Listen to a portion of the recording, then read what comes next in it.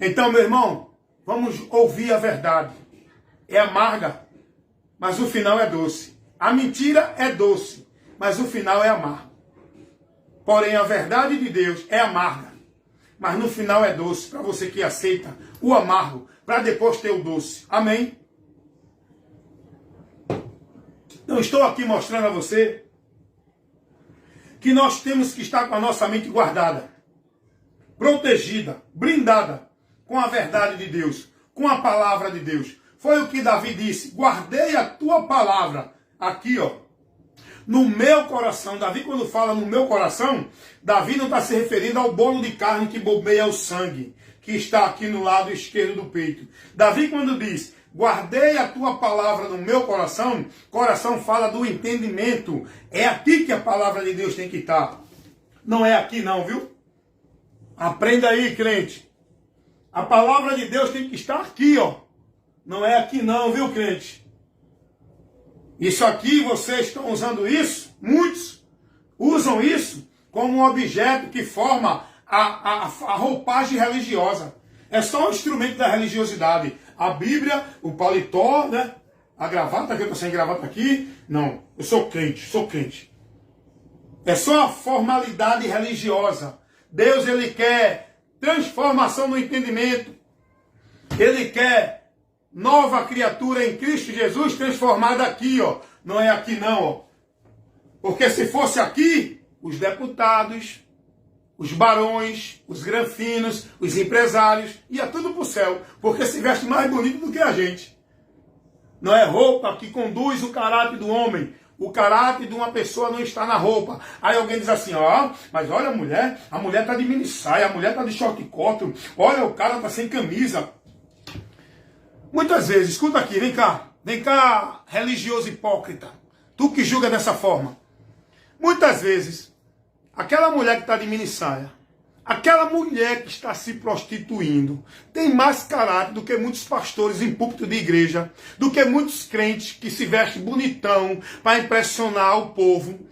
Muitas vezes, aquele bêbado que está lá na mesa do bar tem mais caráter do que muitos pastores que estão roubando, mentindo, sendo hipócritas, gananciosos, fraudulentos, avarentos, mentirosos, fazendo negócio do povo. Muitas vezes, aquele cara que está matando e estuprando, ele tem um coração mais quebrantado para Deus do que muitos pastores em púlpito de igreja que está indo para o inferno, e aquele que está matando, roubando, se prostituindo, vai se converter lá na frente e vai para o céu. Sabe por quê?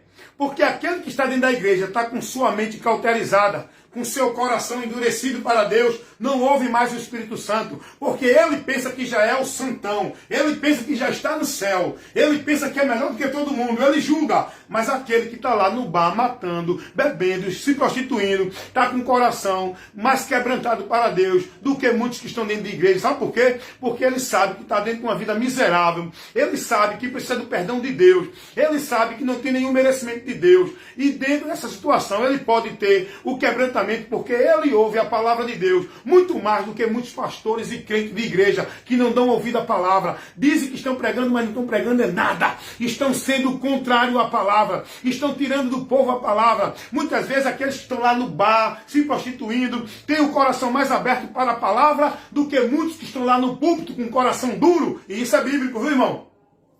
Isso é bíblico. Isso é bíblico. Porque no tempo de Jesus, o povo judeu, que eram irreligiosos de Deus, que diziam ser de Deus, endureceram o coração. O povo que rejeitou Jesus era o povo que deveria aceitar Jesus, era o povo que era da promessa, era o povo que estava aguardando dentro de uma vida, só que mudaram o conceito da palavra e passaram a viver a formalidade religiosa. O tempo de Jesus, quando Jesus estava na terra, que veio evangelizando lá na terra de Israel, foi o povo que mais resistiu a Jesus, o povo que mais combateu contra Jesus, o povo de coração mais duro foi sacerdotes, principais, anciões, os religiosos, judeus. Estou mentindo aqui, irmão? Foi assim ou não foi? Jesus chega para ele e diz, olha, os ladrões, as prostitutas estão entrando primeiro do que vocês. Enquanto rejeitaram Jesus, prostituta entrou no reino de Deus. Só para tu ter uma ideia, para encerrar esse assunto. Depois que Jesus consumou a obra na cruz do Calvário, naquele período dele, quem foi o primeiro que entrou no céu? Que recebeu a promessa de entrar no reino de Deus e entrou? Você sabe, você entende o que eu estou falando? Foi algum sacerdote da religião judaica? Foi algum religioso santarrão da religião judaica?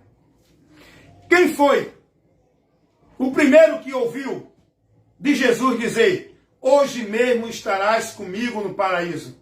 Quem foi? Foi os líderes da religião judaica? Os anciões, os pastores, os pregadores?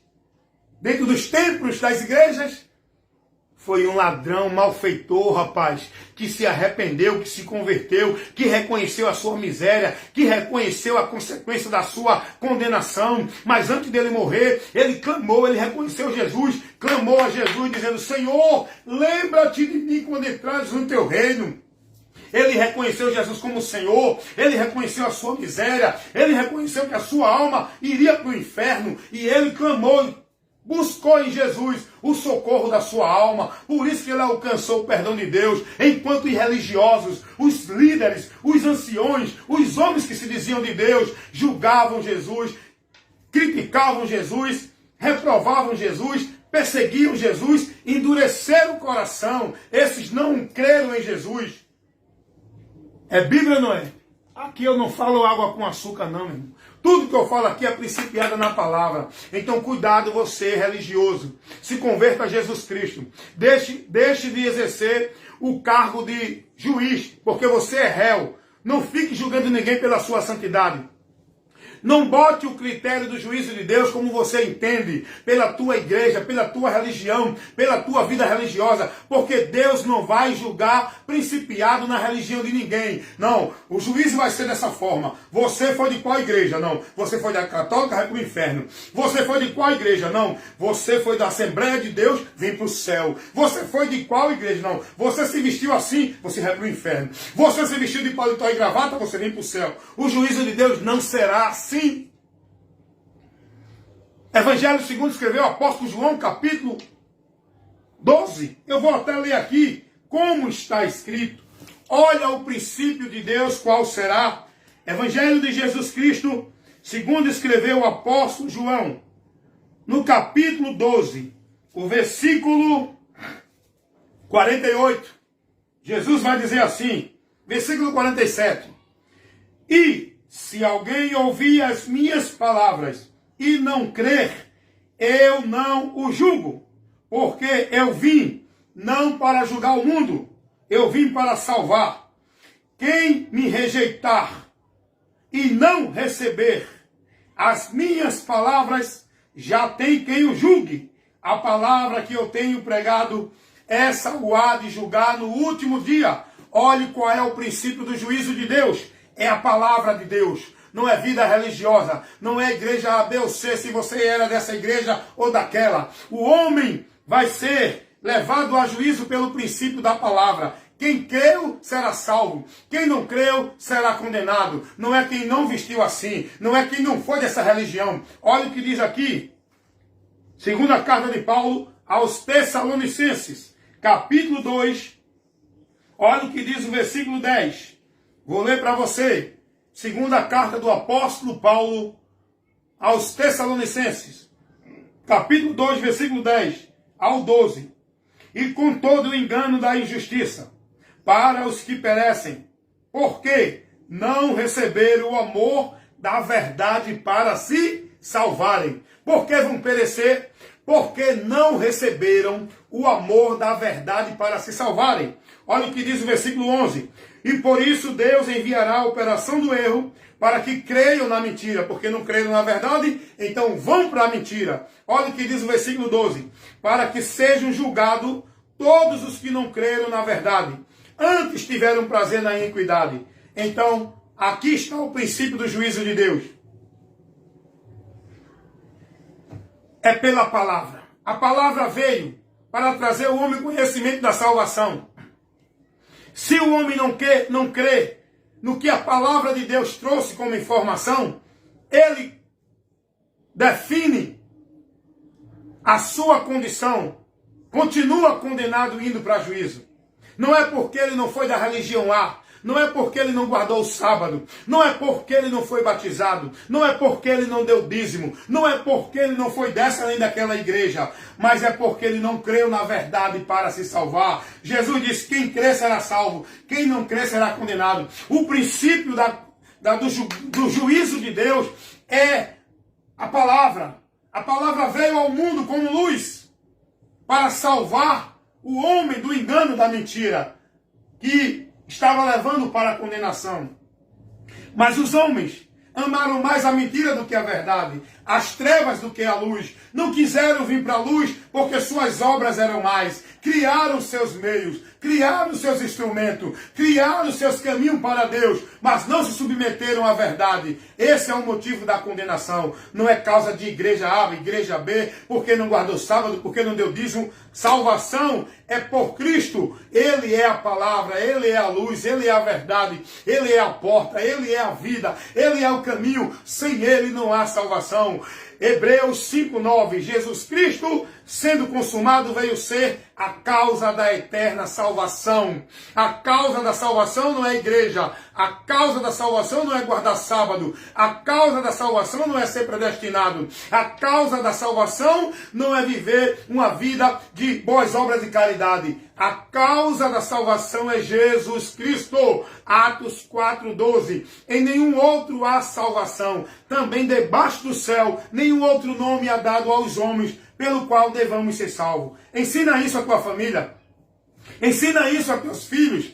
Ensina isso ao teu vizinho. Ensina isso ao teu amigo no trabalho. Ensina isso àqueles que estão do teu lado, entendendo que você é salvo, porque estão dentro de uma igreja, porque estão sendo batizados, porque estão guardando o sábado, porque é religioso, porque vive a caridade, porque faz boa obra. Ensina a verdade para que eles conheçam e sejam libertos. Amém? Aqui é assim. Então que Deus abençoe, que essa instrução possa estar iluminando a tua mente, esclarecendo você nesse momento e fazendo você refletir. Examine-se a si mesmo, se permanece na fé ou se já não foste reprovado. Cuidado, a mentira do diabo tira você da presença de Deus. Se você não se manter na verdade de Deus, você será tirado, destruído, desviado da fé. Seja prudente, cuida de ti e da doutrina, porque fazendo isso, é isso que nós temos que fazer, priorizar em nossa vida, cuidar da nossa vida na direção da doutrina, porque é por aí que continuamos firmados em Deus para a salvação. Amém? Deus abençoe a todos. Eu, evangelista Wellington Ramos, sempre agradecendo a Deus por essa oportunidade de ministrar, de levar à luz o esclarecimento, o entendimento da palavra dele para vocês, né? Explicando para vocês entenderem. Que Deus abençoe, que vocês analisem e sejam prudentes. O que está em jogo é o nosso destino eterno. E esse destino eterno não é responsabilidade de Deus, é minha e sua, dependendo da sua escolha, da sua direção que você tomar. Você está definindo o caminho que você vai seguir. Está diante de vós o caminho da bênção e o da maldição, o caminho da vida e o da morte. Escolhe, pois, o caminho da vida para que vivas. E o caminho da vida, João 14,6. Jesus Cristo, eu sou o caminho, a verdade e a vida. E ninguém vem ao Pai senão por mim, disse Jesus. Aí você já define tudo. Não é por igreja, não é por vida religiosa, não é por ser bonzinho, não é por guardar boas obras de religião, formalidade, doutrina, nem por guardar sábado, nem por ser batizado. Jesus é o caminho. Jesus é a verdade. Jesus é a vida. E ninguém vai estar diante de Deus para a vida eterna, se não for por Jesus Cristo. O nosso único, eterno, suficiente e exclusivo Salvador. Quem crê nele não é condenado, mas quem não crê já está condenado. Nenhuma condenação há para os que estão em Cristo Jesus. Não é os que estão dentro de igreja. Não é os que são predestinados. Não é os que guardam o sábado. Não é os que vestem roupa da formalidade religiosa. Nenhuma condenação há para os que estão em Cristo Jesus. Romanos 8:1. Que Deus nos abençoe a todos. Recebam essa instrução e sejam bem-aventurados.